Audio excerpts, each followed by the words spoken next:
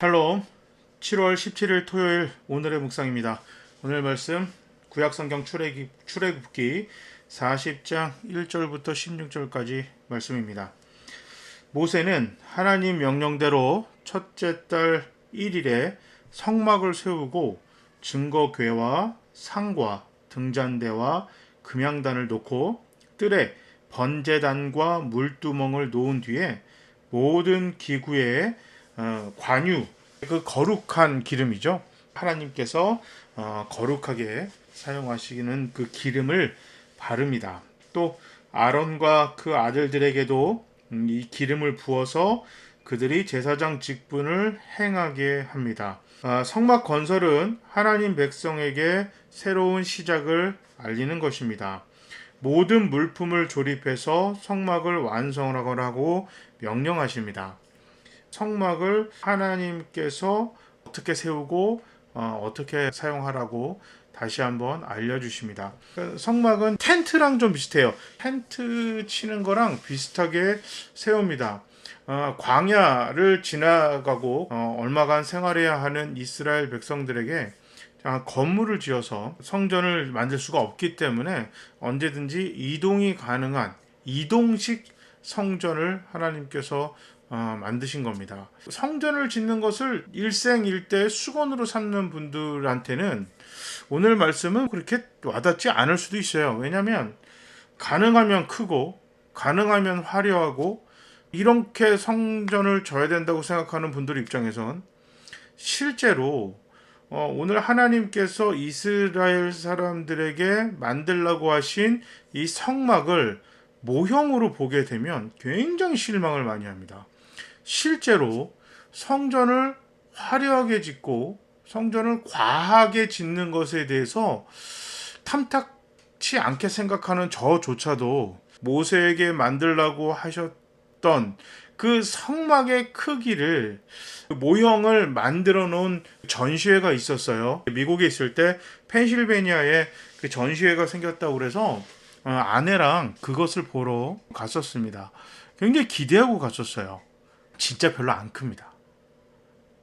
아무리 임시방편으로 만들었다고 치지만 당시에 200만 명 정도의 사람이 출애굽할 때 있었고, 그리고 동시대에 이집트에 제사를 드리는 제단이라든지 또 지금 이스라엘이 가야만 하는 가나안 땅에 있는 조그만 부족들이 만들어 놓은 제사단을 비교해 봤을 때 아무리 임시로 만들었다고 해도, 제가 그런 말을 쓰는 게 불건전하게 느껴질지 모르겠지만 진짜 볼품 없었어요.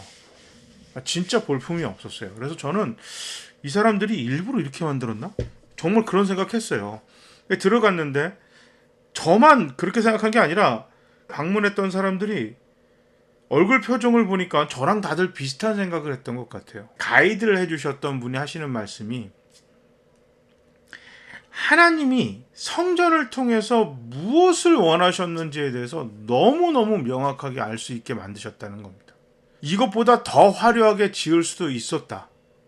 물론 모세 시대에 임시 방편으로 만드는 성전이 이만하면 꽤 화려한 거다 이렇게 스스로들 위로할 수는 있을지 모르겠지만, 당시에 이집트 같은 큰 왕국이 아닌 조그만 부족에서 그들이 제사를 드리기 위해서 만들어 놓은 임시 제사 처소 성막 같은 것이 발굴이 되고 기록을 보면 성경에 기록되어져 있는 이 성막과는 비교할 수 없을 정도로 동시대에 지어진 것들이 훨씬 화려하고 어마어마했음을 증거로 알 수가 있습니다. 역사로 남아있으니까 이건 뭐 저희가 아니라고 할 수도 없어요. 하나님은 성경에서 기록한 것보다 더 그럴싸하게 만드셨을 수도 있음에도 불구하고 수리하기 용이하고 가지고 다닐 때 언제든지 조립할 수 있는 그런 재료들을 사용하여서 성막을 만들라고 하신 이유는 거룩함입니다. 좋은 말을 쓰고 종교적인 제의적인 표현을 사용하는 게 거룩한 것이 아니라, 지금까지 이집트 생활과는 단절된 전혀 다른 하나님의 백성으로서의 자세와 태도와 생각을 이야기하는 것입니다. 그러니까 세상에서는 화려한 성전, 화려한 기구들, 제사장의 아주 화려한 옷들, 때로는 아무것도 입지 않아서 사람들에게 충격을 주면서 퍼포먼스를 통해서 제사를 드리고 왕권을 강화하기 위하여 내가 종교를 사용했다면, 하나님은 왕권 강화나 하나님이 인정받고 이 땅에서 모든 사람들에게 군림하기 위함도 아니고, 하나님의 백성들을 통해서 땅끝까지 많은 사람들이 하나님의 백성으로 돌아오기를 바라는 간절한 마음을 담은 성전을 원했습니다. 성전에 찾아오는 목적은 화려한 성전을 보면서 우와, 하나님 대단하다, 이거를 원한 것이 아니라, 성전에 들어오면서 제사를 드리고 기도함으로 스스로가 하나님의 백성이라는 것을 깨닫고, 하나님은 그들에게 하나님의 백성으로서 이 땅에서 거룩하게 살 수 있는 능력과 방법과 길을 알려주시면서 이 땅에서 거룩한 하나님의 백성으로서 세상의 방식이 아닌 하나님의 방식으로 살아가는 그런 거룩함을 통해서 세상에 하나님의 은혜와 사랑이 전해지는 것을 하나님은 원했습니다. 예수를 안 믿는 사람들이 교회와 성도들의 삶을 보고 그들이 예수를 믿어 하나님의 백성이 되어지는 것을 원하셨어요. 그것이 교회에서, 성막에서 제사를 통해서 시작하기를 원하셨습니다.